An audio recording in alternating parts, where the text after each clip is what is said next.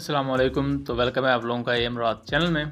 तकरीबन एक हफ़्ते से भी कुछ 1-2 दिन ज़्यादा हो चुके हैं और इतने अरसे के बाद हम दोबारा वापस आ चुके हैं अपने चैनल पर। इससे पहले कम्युनिटी गाइडलाइन स्ट्राइक की वजह से हम कुछ भी अपलोड करने से कासर थे। बहरहाल आज हम एक अहम अनाउंसमेंट करने लगे हैं और उसके अलावा हम बात करेंगे GF-17 थंडर ब्लॉक 3 के हवाले से एक नई अपडेट आई है जो कि इसकी एक्सपोर्ट को लेकर भी काफ़ी ज़्यादा अहम है और ये फ्यूचर में पाकिस्तान की जो एविएशन इंडस्ट्री है इसको भी बहुत ज़्यादा बेहतर करेगी।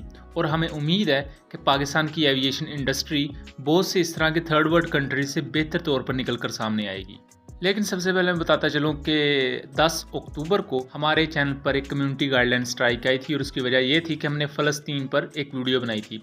अब इस बात पर यूट्यूब को अच्छा नहीं लगा और उन्होंने कम्युनिटी गाइडलाइन की स्ट्राइक भेजी कि आपने कोई वायलेशन किया। बहरहाल जिन्होंने वीडियो देखी है उन्हें भी पता है कि ऐसा कोई वायलेशन नहीं थी, लेकिन यूट्यूब की मर्ज़ी, अब क्या कर सकते हैं।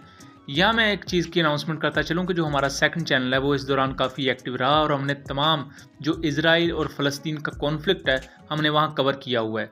सो आप लोगों से रिक्वेस्ट ये है कि उस चैनल को जाकर ज़रूर सब्सक्राइब कर लें। हमने उस चैनल पर जितनी भी अब तक की अपडेट्स आई हैं इजराइल और फ़लस्तीन के कॉन्फ्लिक्ट को लेकर, इस तमाम कॉन्फ्लिक्ट पर यानी गज़ा में जो इस वक्त मिलिट्री ऑपरेशंस हो रहे हैं उस पर वेस्टर्न मीडिया कह रहा है, इंडियन मीडिया कह रहा है और पाकिस्तानी मीडिया का क्या मौक़िफ़ है, पाकिस्तान और मुस्लिम कंट्रीज़ इस पर क्या कर रही हैं और क्या करना चाहिए और किन किन कंट्रीज़ ने गज़ा में इमदाद भेजी है।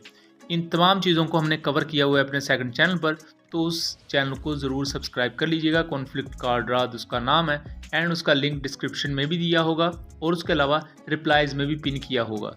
तो ये मैं दोबारा आप लोगों से कह रहा हूँ कि ज़रूर उस चैनल को सब्सक्राइब कर लीजिए क्योंकि हम वहाँ जियोपॉलिटिक्स, हिस्ट्री और इस तरह की तमाम चीज़ों को कवर करते हैं। अब हम आ जाते हैं अपने टॉपिक पर।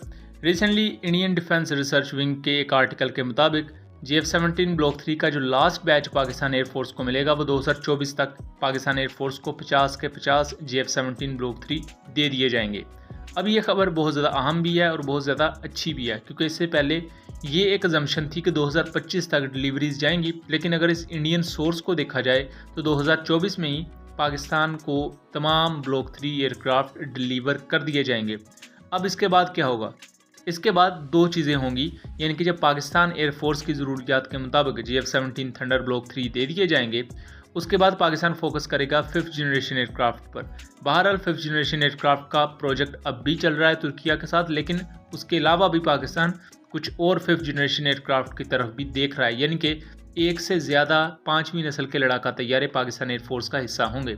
या मैं यूँ कहूँ कि ये 5th जनरेशन एयरक्राफ्ट नहीं होंगे बल्कि ये 5th प्लस जनरेशन एयरक्राफ्ट होंगे, क्योंकि 2025 के बाद जो भी आपको स्टेल्थ एयरक्राफ्ट नज़र आएंगे वो 5वीं नस्ल के नहीं होंगे बल्कि उनमें कुछ प्रॉपर्टीज़ या कुछ खसूसियात 6ठी नस्ल के लड़ाका तैयारों की भी मौजूद होंगी। तो मुस्तकबिल में ये TFX, उसके अलावा इंडियन AMCA, चाइनीज़ J-35 ये 5th जनरेशन नहीं होंगे बल्कि 5.5 जनरेशन या 5th प्लस जनरेशन के एयरक्राफ्ट होंगे।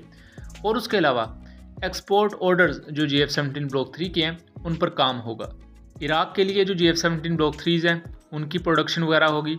उसके अलावा अगर आज़रबाईजान की तरफ से ऑर्डर आता है, अर्जेंटीना इस वक्त पाइपलाइन में है, उससे रिलेटेड भी ये काफ़ी अहम अपडेट है जिसको बहुत ज़्यादा मिस इंटरप्रेट किया जा रहा है सोशल मीडिया पर और उसे बस तरोड़ मरोड़ के पेश किया जा रहा है। उस पर हम अलहदा से वीडियो बहरहाल बनाएंगे। और उसके अलावा नाइजीरिया की तरफ से भी ऐसे इशारे मौजूद हैं कि वो मज़ीद GF-17 लेंगे, लेकिन अब वो ब्लॉक 2 नहीं लेंगे बल्कि ब्लॉक 3 लेंगे। उन्होंने इसी वजह से 3 से ज़्यादा GF-17 से आगे ऑर्डर नहीं दिया बिकॉज ब्लॉक 2 उन्होंने लिए थे, अब वो अपग्रेडेड वेरिएंट लेंगे ब्लॉक 3।